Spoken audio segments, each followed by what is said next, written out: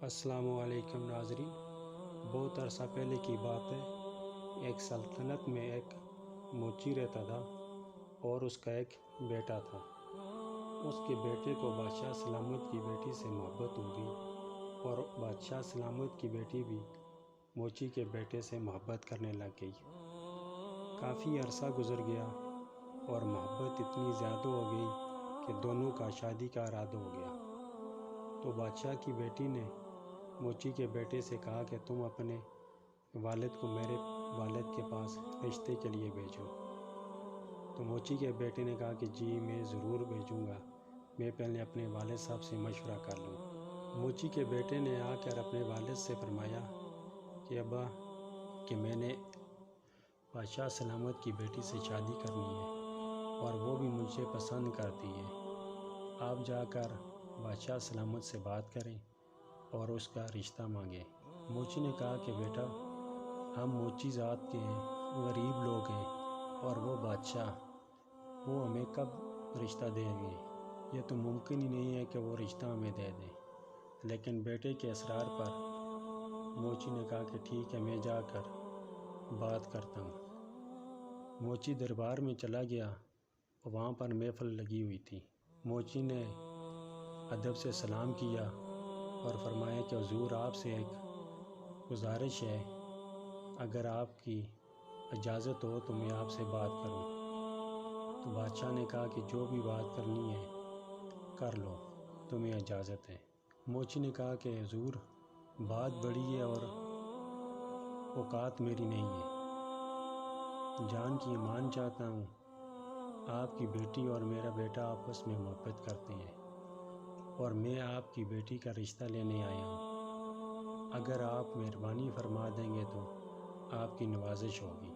یہ سن کر بادشاہ سلامت تعجب میں پڑ گیا اور سوچنے لگ گیا کہ ایک موچی نے آ کر مجھ سے میری بیٹی کا رشتہ مانگا ہے، تو اس نے انکار کرنے کی بجائے ایک شرط رکھ لی کہ ٹھیک ہے میں تمہیں اپنی بیٹی کا رشتہ دوں گا، اگر میری یہ شرط تم مانو گے تو میں تمہیں اپنی بیٹی کا رشتہ دے دوں گا۔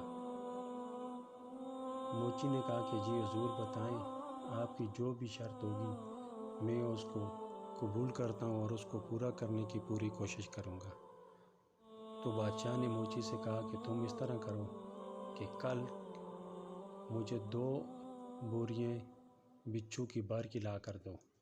اگر تم لے آئے تو یہ ساری محفل جو بیٹھی ہوئے لوگ مجلس میں ہیں، دربار میں بیٹھی ہیں، ان کے سامنے میں یہ وعدہ کرتا ہوں کہ میں تمہیں اپنی بیٹی کا رشتہ دوں گا۔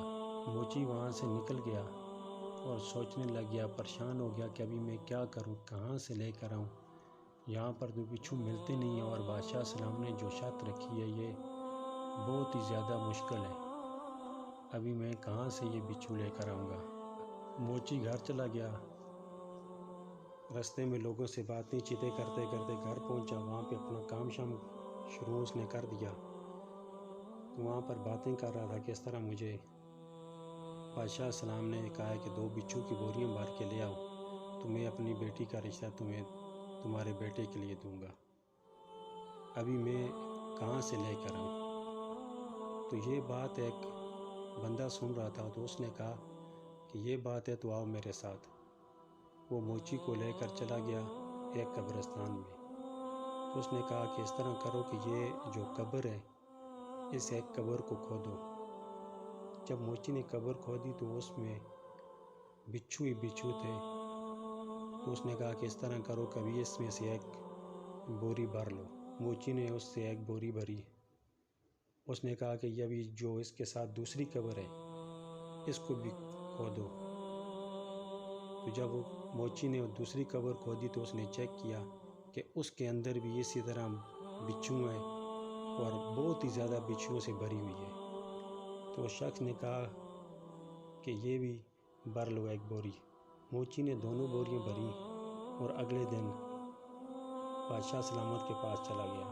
جب بادشاہ سلامت نے دیکھا تو کہ 2 بوریاں بھری ہوئی ہیں بچھوؤں سے، تو وہ بہت حیران ہوا کہ میں نے اتنی مشکل شرط رکھی تھی اور اس شخص نے اس کو پورا کیا ہے۔ بادشاہ نے عرض کیا کہ موچی تم یہ کہاں سے لے کے آئے ہو؟ موچی نے کہا حضور یہ میں قبرستان گیا تھا وہاں سے لے کر آیا ہوں، تو مجھے فلاں شخص نے بتایا تھا کہ یہ 2 قبریں ہیں، ان کو کھودو اور وہاں سے بچھو لے لو۔ بادشاہ نے کہا کہ وہ شخص کدھر ہے؟ اس کو بلاؤ۔ وہ شخص آیا، بادشاہ کے دربار میں پیش ہوا۔ بادشاہ سلامت نے اس سے پوچھا کہ تمہیں کیسے پتہ تھا کہ اس کے اندر بچھو ہیں؟ اس شخص نے عرض کیا کہ حضور میں نے سنا تھا کہ جو شخص بغیر داڑھی کے فوت ہو جاتا ہے تو اللہ پاک اس کے قبر کے اندر بچھو بھر دیتے ہیں، تو یہ 2 شخص میرے سامنے فوت ہوئے تھے اور دفنائے گئے تھے، تو مجھے اس چیز کے اوپر یقین تھا کہ ضرور ان کی قبروں کے اندر بچھو ہوں گے۔ تو جب اس شخص کی میں نے بات سنی تو مجھے یاد آ گیا کہ اس قبرستان کے اندر میرے سامنے 2 شخص دفنائے گئے تھے جن کی داڑھی نہیں تھی، تو میں اس موچی کو لے کے وہاں پہ چلا گیا، اور جب دونوں قبریں کھودی تو وہاں سے یہ بچھو نکلے۔